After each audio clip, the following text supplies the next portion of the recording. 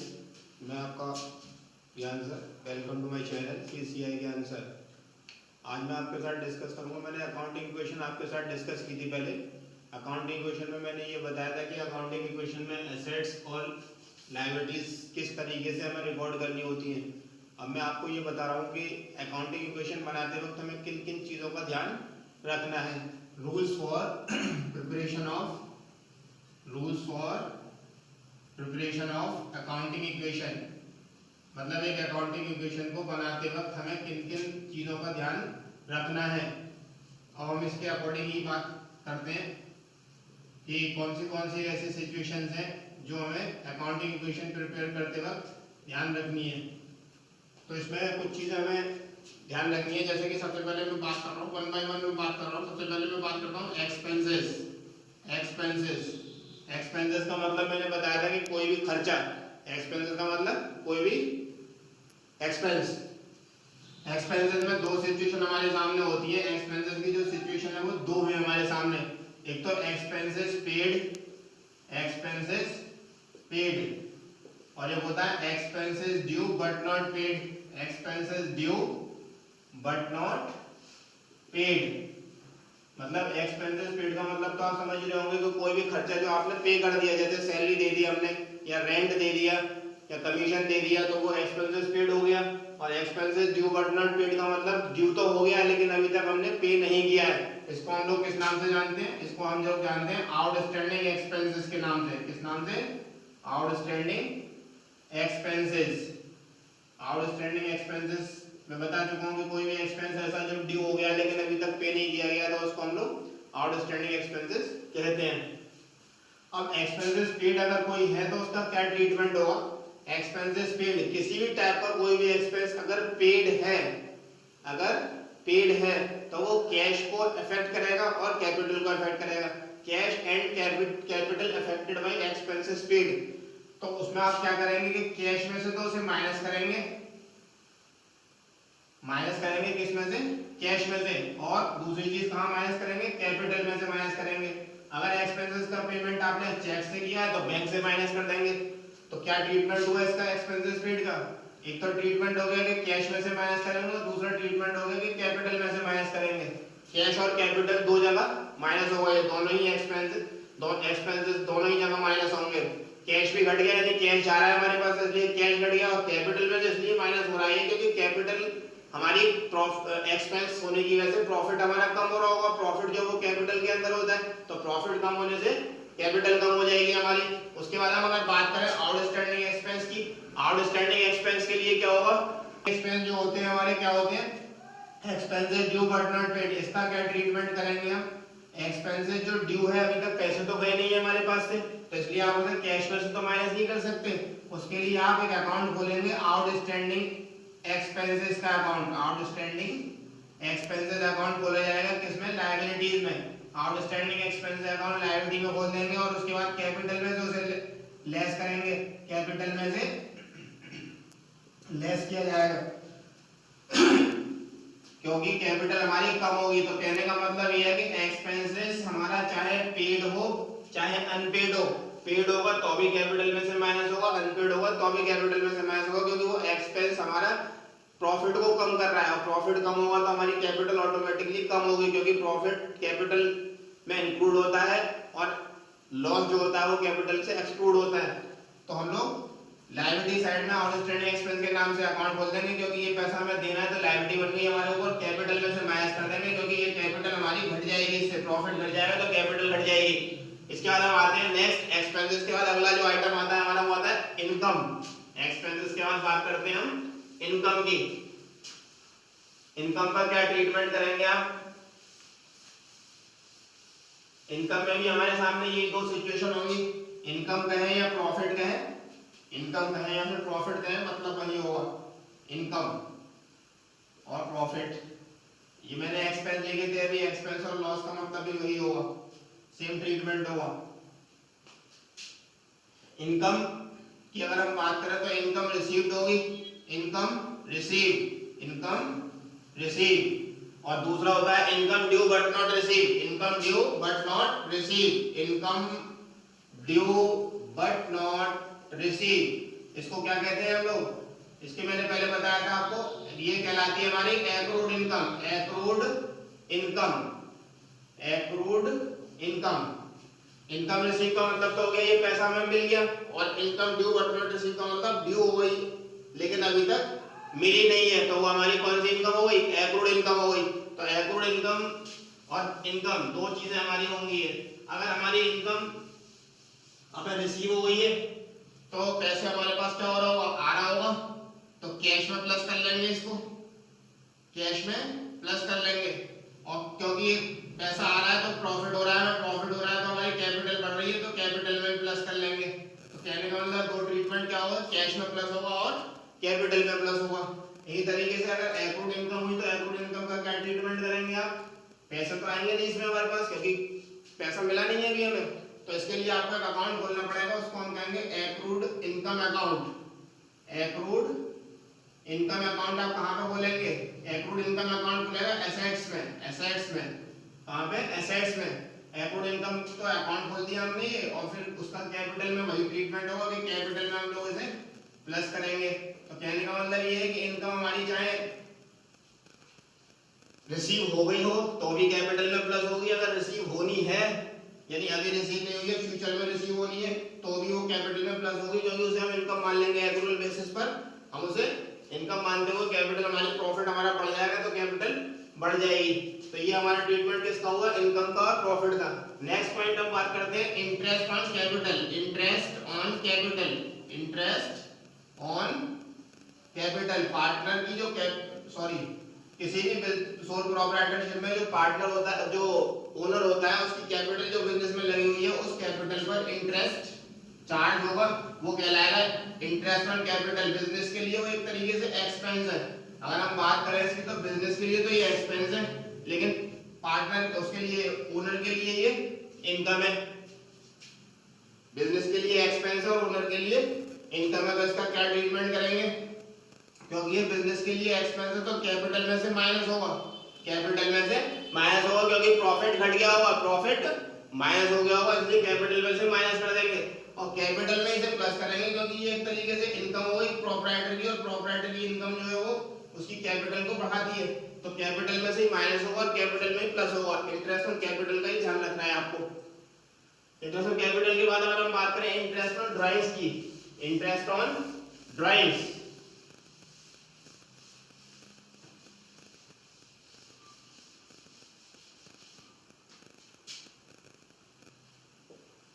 Interest on drawings,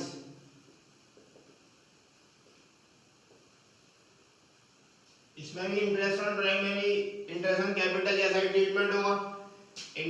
drawings जो होती है वो प्रोप्राइटर ने अपने पर्सनल यूज के लिए जो पैसा निकाला बिजनेस में से, वो ड्राइंग्स हो गई उसकी, उस ड्राइंग्स पर बिजनेस इंटरेस्ट चार्ज करेगा, तो बिजनेस के लिए वो क्या हो गई, इनकम हो गई। जब वो बिजनेस के लिए इनकम हो गई तो उसे कैपिटल में प्लस करेंगे, कैपिटल में प्लस करेंगे। और ओनर के पॉइंट ऑफ व्यू से सोचे तो वो ओनर के लिए वो एक तरीके से खर्चा है, ओनर की कैपिटल उससे कम होगी, ओनर ने जो बिजनेस में पैसा लगा रखा है वो उसमें से कम हो जाएगा पैसा, तो वो उसमें से माइनस होगी, कैपिटल में प्लस होगी और कैपिटल में से माइनस होगी। सेम ट्रीटमेंट होगा इसका भी। एक्चुअल में होता तो ये ड्राइंग्स के साथ है कि ड्राइंग्स में हम लोग प्लस करते हैं और ड्राइंग्स में ही माइनस करते हैं, लेकिन क्योंकि ड्राइंग्स कैपिटल के अंदर होती है, कैपिटल में से वो माइनस होती है, तो इसलिए वो एडलेस होकर सेम सिचुएशन आ जाएगी। अब हम क्योंकि ड्राइंग्स का अकाउंट तो खोलते नहीं है अकाउंट इक्वेशन में, ड्राइंग्स को हम कैपिटल के अंदर मानते हैं, तो इसलिए ये मानिए कि इंटरेस्ट ऑन ड्राइंग बिजनेस के लिए इनकम है तो कैपिटल में ऐड हो जाएगी, प्रॉफिट बढ़ जाएगा उसका, और प्रोप्राइटर के लिए वो एक तरीके से एक्सपेंस है इसलिए उसकी कैपिटल घट जाएगी। तो सेम ट्रीटमेंट वही होगा जो इंटरेस्ट ऑन कैपिटल का ट्रीटमेंट है अकाउंटिंग इक्वेशन में।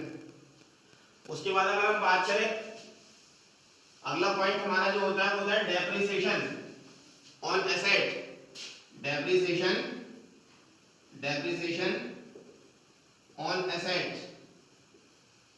कोई भी फिक्स्ड एसेट्स हमारी है, फिक्स्ड एसेट्स इजीली थोड़ा सा समझने में आसानी रहेगी। डेप्रिसिएशन ऑन फिक्स्ड एसेट्स, कोई भी हमारी फिक्स्ड एसेट्स है और उस फिक्स्ड एसेट्स पर डेप्रिसिएशन अगर लगाया जाता है, किसी भी फिक्स्ड एसेट्स पर अगर डेप्रिसिएशन लगाया जाता है तो वो डेप्रिसिएशन हमारा क्या होगा, एसेट्स को कम करेगा, क्योंकि डेप्रिसिएशन का मतलब होता है किसी भी एसेट की वैल्यू में उसके यूज करने से जो वैल्यू उसकी कम हो रही है वो डेप्रिसिएशन कहलाएगी। तो उससे क्या होगा, उसको आप लोग किस में से माइनस करेंगे, एसेट में तो माइनस करेंगे, एसेट्स अकाउंट में माइनस करेंगे। जैसे लैंड है या बिल्डिंग है या फर्नीचर है या मशीनरी है जिस पे भी डेप्रिसिएशन लग रहा है तो उसका जो अकाउंट खुला हुआ होगा उसमें से तो माइनस करेंगे। और फिर क्योंकि ये एक्सपेंस है इसलिए कैपिटल में से माइनस होगा, क्योंकि हमारे लिए एक्सपेंस है। Depreciation is a non cash expense, पैसे नहीं जा रहे लेकिन एक्सपेंस एक तरीके का लॉस है, तो कैपिटल जो होगा हमारी घट जाएगी उससे। तो ये हमारा ट्रीटमेंट डेप्रिसिएशन का हो गया। डेप्रिसिएशन के बाद अगर हम बात करें सेल ऑफ गुड्स, वैसे तो मैं ये सेल ऑफ गुड्स के बारे में मैंने पिछला जो आपको लेक्चर दिया था उस लेक्चर में मैंने आपको दो एग्जांपल, एक एग्जांपल लिया था उसमें सेल ऑफ गुड्स दिया था। मैं इसको ब्रीफ में यहाँ पे कर दे रहा हूँ। गुड्स की सेल जो है वो दो तरीके से हो सकती है, कैश सेल्स मतलब नगद सेल की हमने, और दूसरी होती है क्रेडिट सेल। क्रेडिट सेल मतलब हमने उधार सेल किया, पहली कैश सेल्स और दूसरी credit sale, cash sales and credit sale. अब कैश सेल्स अगर हो रही होगी तो उसका इफेक्ट क्या क्या पड़ेगा, कैश सेल्स हो रही है हमारी तो उसका इफेक्ट जो होगा, कैश तो हमारे पास आएगा तो कैश में हम प्लस कर लेंगे, कैश हमारे पास आएगा इसलिए कैश में प्लस कर लेंगे, और हमारे पास गुड्स जाएगा तो गुड्स में से यानी कि स्टॉक में से माइनस कर देंगे, कैश में प्लस और स्टॉक में माइनस। अगर जो उसकी कॉस्ट थी उससे ज्यादा में सेल किया गया है या कम में सेल किया गया है तो उसका ट्रीटमेंट कैपिटल में होगा। अगर प्रॉफिट हो रहा होगा तो उसको प्लस कर लेंगे कैपिटल में, मतलब अगर जितने का गुड्स था उससे ज्यादा में सेल किया है तो प्रॉफिट होगा हमें, तो उसको हम लोग प्रॉफिट को ऐड कर लेंगे, प्रॉफिट विद कैपिटल या इन कैपिटल, प्रॉफिट को कैपिटल में ऐड कर लेंगे। और अगर लॉस हो रहा होगा उसको सेल करने में, जितने का गुड्स था उससे कम में सेल किया हमने, तो जो लॉस हुआ उस लॉस को हम कैपिटल में से लेस कर देंगे, लॉस फ्रॉम कैपिटल, कैपिटल में से उस लॉस को लेस कर दिया जाएगा। अब क्रेडिट सेल की बात करें, अगर क्रेडिट सेल में भी हमारे पास दो सिचुएशन ही होंगी। क्रेडिट सेल में अगर हम उधार सेल कर रहे हैं तो पैसे तो आएंगे नहीं हमारे पास, अब हमें उसके लिए एक अकाउंट खोलना होगा, debtors account. Debtors are those persons from whom we receive the money, debtors account यानी कि कस्टमर का अकाउंट खोलना होगा जिसको भी हमने गुड्स सोल्ड किया है। ध्यान रखना है कि अगर एक से ज्यादा ट्रांजैक्शन आई तो सबके लिए अलग अलग नहीं खोलना, कॉमन अकाउंट खोला जाता है डेटर्स अकाउंट। तो डेटर्स अकाउंट खोल देंगे आप किसमें, एसेट्स में, एसेट्स में अकाउंट खुल जाएगा डेटर्स। और दूसरा ट्रीटमेंट क्या होगा इसका, दूसरा ट्रीटमेंट होगा कि इसका स्टॉक में से ये माइनस हो जाएगा क्योंकि गुड्स हमारे पास से चला गया, स्टॉक में से माइनस हो जाएगा क्योंकि गुड्स हमारे पास से चला गया। अब सिचुएशन वही कि अगर जितने का गुड्स था उससे कम पे सेल किया गया तो लॉस हुआ, उससे ज्यादा पे सेल किया गया तो प्रॉफिट हुआ। अब अगर ज्यादा में सेल हुआ तो प्रॉफिट हुआ, तो प्रॉफिट को प्लस कर लेंगे, और अगर कम में सेल किया गया तो लॉस होगा तो लॉस को हम माइनस कर लेंगे कैपिटल में से, किसमें से, कैपिटल में से।